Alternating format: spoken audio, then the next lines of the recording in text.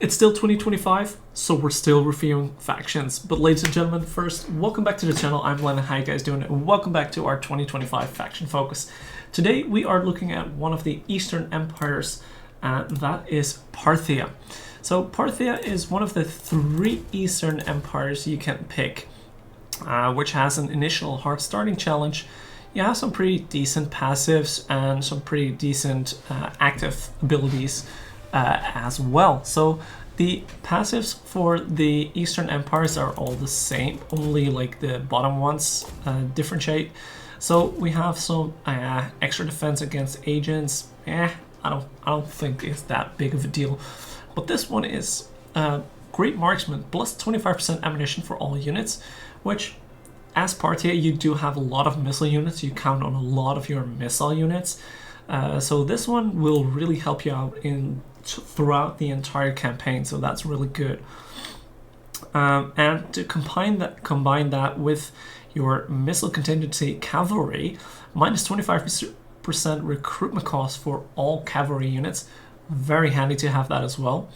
And of course it's pretty handy. You have a variety of different religions in your area, so minus 25% public order penalties due to presence of foreign cultures is pretty handy in your way of rapid expansion. So let me get to the map and I'll see you guys in a second. So here we are on the campaign map, and as a big empire, Parthia only starts with 1 settlement. So you do start out really small in a landlocked, pretty locked formation where you have like potential enemies all around you. But on the other hand, as Parthia, you don't start with any enemies, so you are entirely free to basically do whatever you want. You only have 1 military ally, that's a Dahe, so basically your northern area is pretty secure, which allows you to start expanding either east, south, or west, depending on your preference. And although I say you can do whatever the heck you want, it is highly motivating you to start conquering your home province, because this army is right in like range of this settlement. So within the first turn you are pretty much, well, go for the settlement to start your conquest due to the entire province. So let's talk about that real quick first. Let's do that for fun, because one of the fun things is Parthia is still one of satrapies of Slugids, and the Slugid has a lot of satrapies. So within the first turn you can create quite a bit of havoc here in this entire section of the map by declaring war and having them pull in literally everyone they know. And once you do that, basically nobody is going to join them except for the Slugids. So that means that the Slugids now are already at war with basically all of the satrapies, because they did not want to join them. So that means your first turn you're creating quite a bit of havoc. You can fight this on your own. It's an easy auto if you want to, but it is what it is. So with that being said, let's talk about Parthia and their army capacities. So in your starting town, you start with this building, the horse breeding building. Parthia is one of the fewer factions that have different military lines for cavalry and infantry, and where usually the infantry building splits off. Carthage has a pretty basic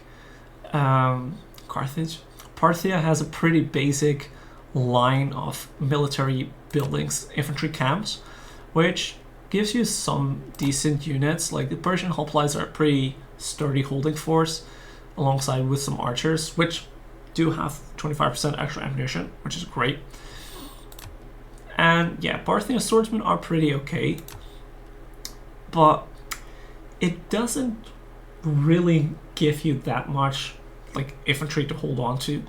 Like, yeah, Parthia is more of an archery or missile faction, so yeah, you have some very decent capable archers, like elite Persians, with a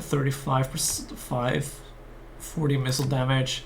These guys 35 missile damage range, very decent range of 150. Very decent stats all around, but like it's not too interesting. Where Parthia shines is their cavalry and their missile cavalry.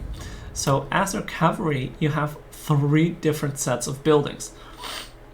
One line is for the melee cav. So you get the Median cav, which is a pretty sturdy melee cav unit with all good all-around qualities.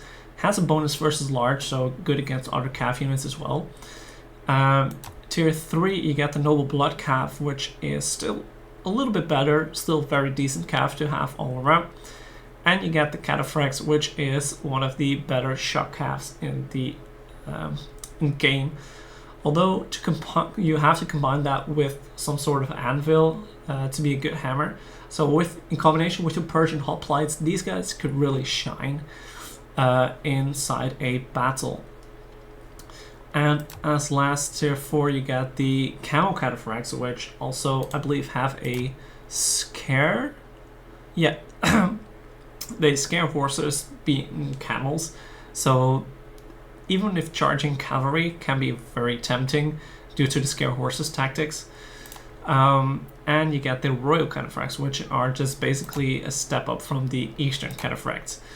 The middle line is the archery building, so you get some Parthian horse archers, armored horse archers, and the noble horse archers, which missile damage basically stays the same, although the Parthian horse archers are a little bit upping that. Range pretty much stays the same. These guys are just a lot more viable in combat as well, like 36, 24, 13 melee defense, but they have a little bit more armor, so they're a little bit more resistance against other missile fires and maybe even some charges. Whereas the noble horse archers, even if you have expended all your ammo, these guys are still pretty decent in combat as well. Weak charge bonus, but they can hold their own with 39, 34 melee attack, 90 armor. So they can hold their own. So that's basically what you get if you choose. You have the extra archery ability, and it gives you a little bit of holding force. And of course, there would not be Parthia without elephants, so you get them quite late in the game. You get some camel spear, camel archers, which are pretty meh. Yeah, they scare horses. That's basically it. And you get the Indian War elephants.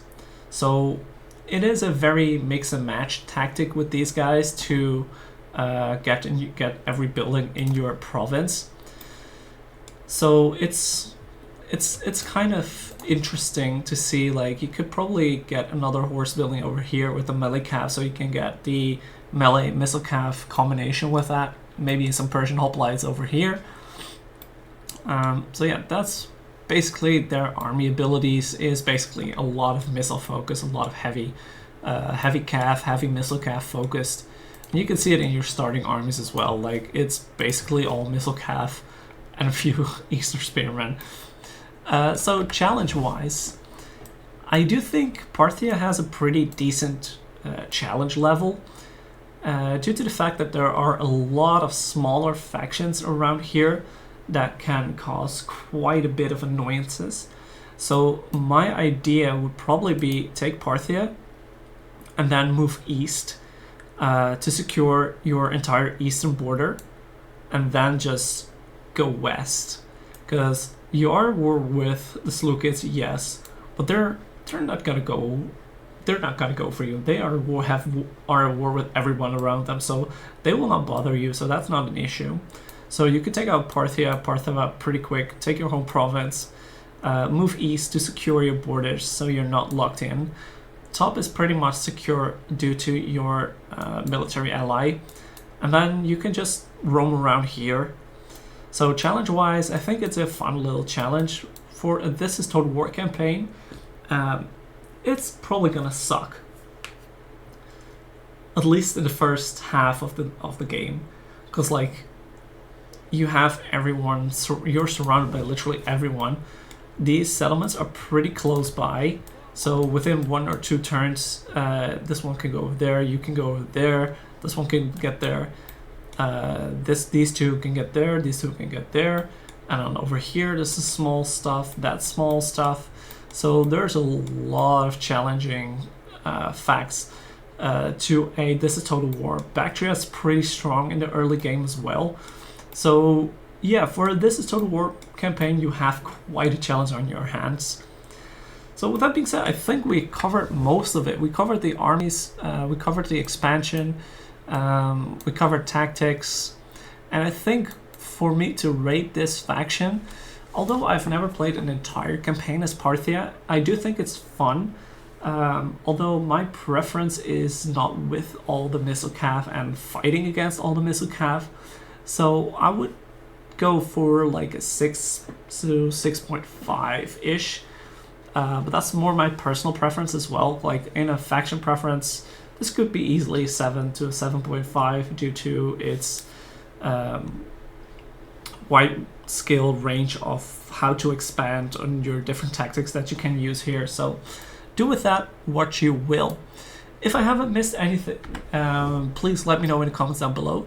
Also, please let me know in the comments down below if you have any other factions that need to be done, that need to be on this list. So with that being said, ladies and gentlemen, I just want to say thank you guys for watching. Hopefully you guys enjoyed. If you did, be sure to leave a like, leave a comment, don't forget to subscribe, and I'll see you guys next week with another review. So peace.